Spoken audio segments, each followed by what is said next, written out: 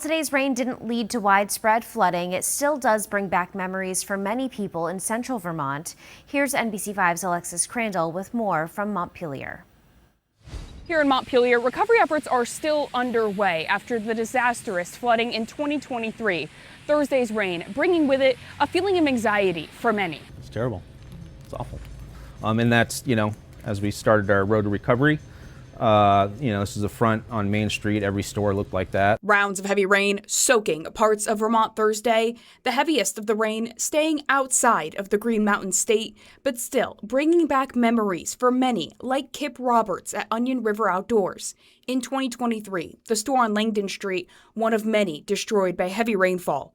Their new location is out of the floodplain, but that doesn't mean all of their worries are gone. Us being technically up and out of the floodplain just because this is built on a slab, lets us breathe a little bit more easily, but of course we're all in this together. So we understand that, some kind of catastrophic flooding event like we experienced in 23 and close in 24 would affect us greatly, as it would affect all of downtown. Just down Main Street at Capitol Stationers, the window is marked where the waters rose. Inside, a large photo of the devastation hangs. Owner Eric Bigglestone remembers coming back to the store and the extensive cleanup efforts, from removing ruined merchandise to stripping the store to its bones for repairs. I just felt like kind of marking the window with, so it kind of reminds people of, even though things seem fine and back to normal, it's a reminder that, the latest hardship that we've been through.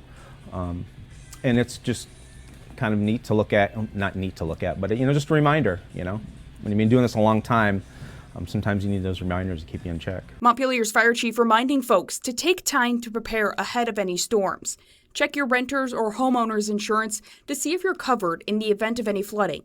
Maintain your sump pump if you have one. Make sure waters slope away from your home. Keep drains clear of any debris. And in the event you come across flooding while driving, turn around. Know what your evacuation routes are.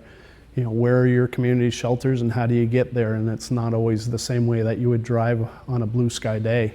So know what those secondary routes are, and with flash flooding, you may have to just seek higher ground on foot. It may not always be getting to a shelter by vehicle. The fire chief and business owners we spoke with say there are more safeguards in place to prepare for any flooding. In Montpelier, Alexis Crandall, NBC5 News.